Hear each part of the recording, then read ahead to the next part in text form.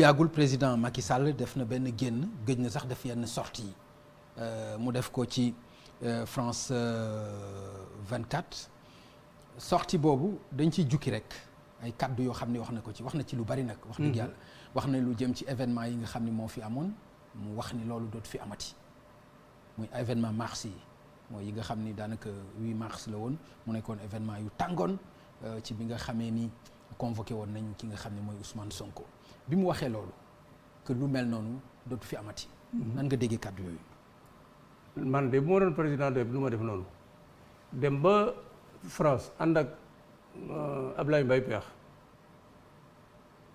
di tëkku maanaam ji nga Macky Sall. non ñaari sorties yi bokkul. ok c'est-à-dire non bokkul. c'est-à-dire bële ci la doon wax ni kenn mënu ma xoxotal. waaw fii par exemple dafa wax beneen bi ci mooy sortie bi mu def. France 24 waaw c'est différent. ok France 24 lu mu fa wax nga ni. wax na lu jëm mais ci dafa répété rek parce que fële dafa noo tëkku c'est la même chose. France dafa noo tëkku yow ñu tegle ci boppu xeet nga war a yemale ñëpp nga dem ba foofa dajale sa waa kër naan leen c'est extraordinaire dafa xaaj sénégalais ñaari pàcc ñi ànd ak moom lu leen neex def ñàkkuñu dara ñi àndul ak ñoom lu ñu def ñoo tooñ. Voilà la gouvernance de Macky Sall te loolu la wane France 24 loolu la wane France fële.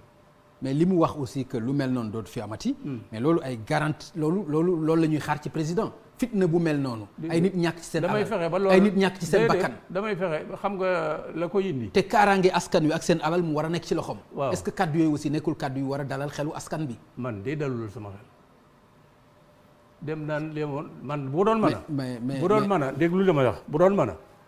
jarul ma ko damay fexe ba dootul am du ma ko wax jarul wax moom wóolu na boppam xam na ne dootu fi am jarul wax parce que bu waxee day yee fitna te la mu waxoon ne la mu waxoo ak ku mel ni sëñ Mountakha wax ko feneen loolu rek waroon naa tax wax loolu ma ni même loolu bu ko naree bu ma doon moom du ma ko wax damay xam la ma xam lii kat am na fi. sàgganoon na nu maanaam dootu fi am waaye du ma ko wax parce que wax ko yee fitna la. waaw mais ci yow yee fitna la. ah kay waaye war na dalal xelu askan bi tam dalul en tant que président de la République dalal xel. c'est-à-dire que non yow yaa ko jàppewul dalal xel déglul dama ne jëru def ko nag xam na boppam il xam na apprécier na force yi ma am ak yëpp wóor na ko ni loolu dootu fi am na ni tekk rek di def yi fa dootu fi am bu fa demul kenn dootu ko wax. d'accord c'est tout. am na leneen loo xam ni itam yëkkati na ko fa mu jëm ci diggante lu aju ci mbiru amnistie fait yi nga xam ni moo làmboo mbiru Karim Wade ak mbiru Khalifa Sall ba ñu tudd leen ñoom ñaar nommément bi nga déggee loolu itam am nga ci jàngat ci wàllu woowu.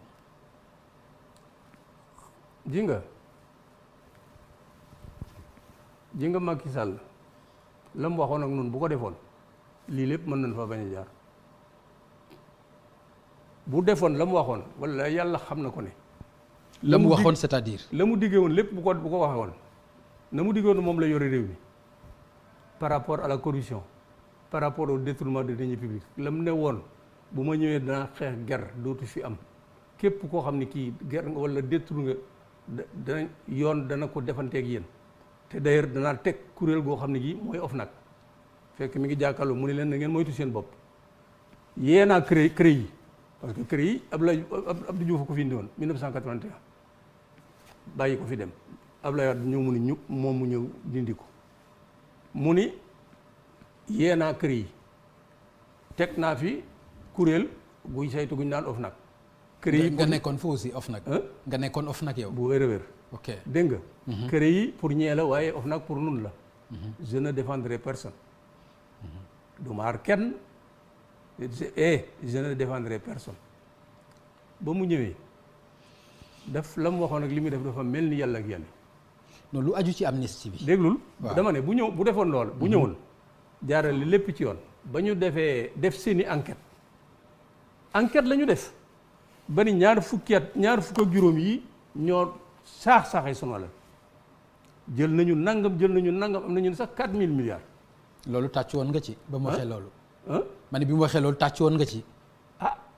normalement de loolu koy ku ko dégg war a kontaan ci yoon waaye mu def ca kii après génn ca dama ne bu ko jaarale woon ne bàyyi koog yoon laa la wax jërul sax kër yi wala jërul kër yi justice ordinaire rek ñooñu mu cité ñëpp jàpp na leen te boo leen jàppoon ci yoon tëj leen ci yoon kenn du xalaat affaire grâce à kii amnistie pourquoi yow seet nga def ngay gëstu ba xam ne sunu réew mi ñoo ko luubal nga bàyyi leen ak yoon daan leen kenn dootoo affaire grâce ak affaire kii ay caaxaan la lool boo gisee ñuy wax grâce ak kii c'est que dafa jaarelewul mbiri yoon dafa leen ci génne ñoom ñaar rek génne Karim je n'ai pas beaucoup de machin pour lui mais génne ci Karim rek def ko loola après gracier ko génne ko réew mi Karim kii mii mu yónnee fa inspection générale d'État inspection générale d'État mu fab rapport ba jox li ñu patame ko tëj ko juróomi at xam nga bu doxaloon affaire caisse d'avance sax doom xam nga ci loolu xam nga bu doxoon yoon bu ñu auditer la gestion de Papa Diop foofa la caisse d'avance di yem dañ koy supprimer wala boog li inspection générale d'État wax ca rapport am nañu ko supprimer wala ñu soppi doxalin bi loolu la ñu wax. mais amnistie bi en tant que tel amoo ci benn gis-gis. dama ne bu doxaloon yoon. non xam naa non wax nga loolu que bu doxaloon yoon. mais loolu xam nga romb nañ ko fi mu nekk nii. wéy na mbuus. léegi tey ku ci ne ci ñoom am na condamnation. waaw ferme. ba ñu ngi waxu amnistie. waaw loolu jàpp nga ni lu war a mën a nekk la ñoom itam champ politique bi soxla na leen. xam nga maanaam ñu delloo leen seen ay devoir politique ak civique. amnistie ak grâce ak yëpp ça relève de la compétence exclusive du chef de l'État. amnistie assemblée nationale amnistie assemblée nationale waaye moom la waaye itam bul fi wax. toppal fële waaye bul wax assemblée la. waaw mais nañu wax loolu. waaw d'accord parce que loolu am aussi mooy fay waaw. xam nga assemblée nationale.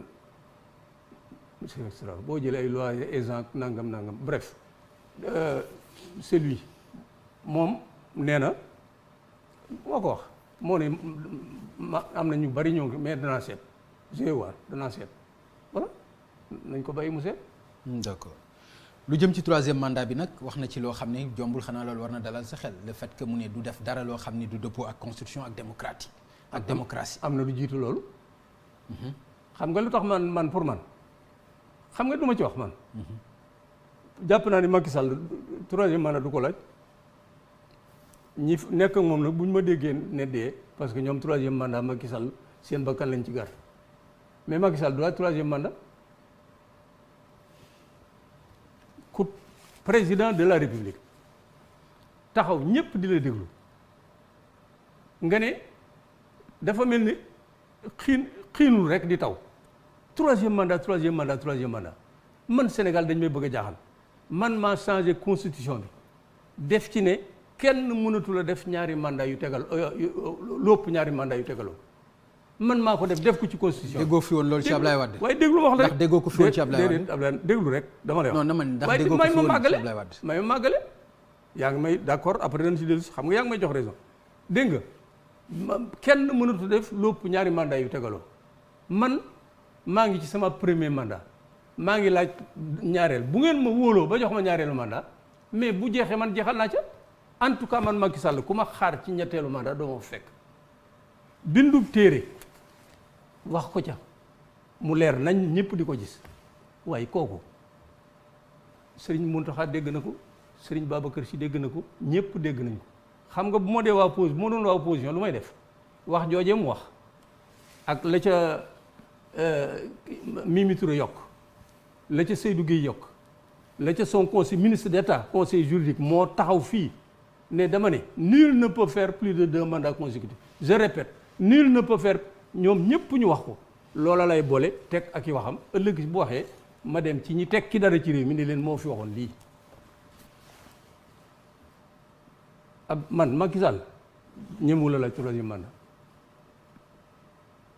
bëgg na ko nag lool ñi ko wër bëgg nañ ko lool waaye nag du ko laaj. bu ko constitution bi joxee nag. dama ne bala ko constitution jox mu laaj ko du ko laaj. mais am na ñu wax ni laaj na ko ba am réponse bi ba ñëpp xam nañ déedéet am na ñu ne laaj na ko dama ne li nit li mu wax dama ne réponse bi mooy conseil constitutionnel nee na ko mandat 7 ans bi bokkul ci sa mandat. yaa ko dégg. non mais loolu dégg naa ko kay. ñu wax déedéet waxu fii bii ca 2016 ba mu naan ba mu foofa tam war nañu ba mu ne Macky Sall bu nekkoon ak weneen xeet wu dul Sénégal 2019 duñ ko réélire mukk ci àddina parce que président kilifa Pam Ngagne ak kaddu am solo ci kilifa gumul kaddu bu kilifa waaw loolu moom dëgg sénégalais yi 2019 et puis ak doxalin ni mu doxaline ni mu fare ñi far ak yow lu leen neex def ñu mel ni Mody Niang bu ñu préfacé livre sax nga yóbbu leen tribunal ak condamné leen alors que ñi ko wër ma ne je le répète ñi ko wër suñu leen seetoon un audit indépendant ñoom ñu ci bari port COUD moom kii nañ ko ba pare AGEROUTE Promoville nangam AGETIP je t'assure que maa la wax lii bu leen audit indépendant audité woon ñoom ñu bëree dinañ dem kaso loolu lépp mu gëm ci. mais man doyen parce que aussi parfois da ngay wax yoo xam ni man dama ci am jaaxle parce que li tax ma ci am jaaxle mooy ñooñu nga tudd ñëpp vraiment ay nit ñoo fa nekk. waaw ay nit yoo xam ni vraiment man jàpp naa ne ay kilifa lañ ay responsable lañ. yow nga tudd leen ne leen bu ñu leen audité ñu dem kaso. ñu bari xam nga loolu tam tooñ dama ne xam nga tooñ mënul passé loolu. wax ma dama ne li may wax maa ko wax da ngay gis ci ñoom ñoo xam dañ leen a seet rapport bi def l'inspection générale d'État recommande l'ouverture express d'une information judiciaire contre monsieur tel pour détournement présumé de 9, 10, 15 milliards. mais ndegam ñooñu ñoo wax présumé te yow mënuloo présumé waaye déglu ma yow nga bëgg a yóbbu kaso. waaye déglul ma wax la dama ne. déglul ma wax la mais damay déglu mais nag aussi yow ñoom ñi ko def. je répète. ñoom ñi ko def. je répète. présumé yow nga bëgg a jël nit ñi yóbbu kaso. dama ne présumé xam nga yoon wi sunu droit positif ji nga bu ma woon doole danaa ci dugal présomption de culpabilité dana ko dugal ci à côté présomption de mais am na ñoo xam ne ñii présomption de man am na dossier yu ma xam yoo xam ne ci bañ koy élaborer fekk naa ko mais c'est extraordinaire dans tous les cas mais nañ ma fenloo